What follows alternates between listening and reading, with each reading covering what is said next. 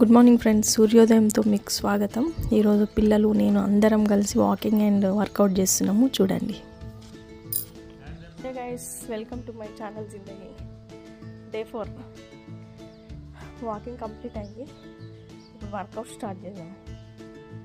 And ఒక చిన్న మాట, పిల్లలకి టైం ఇవ్వండి.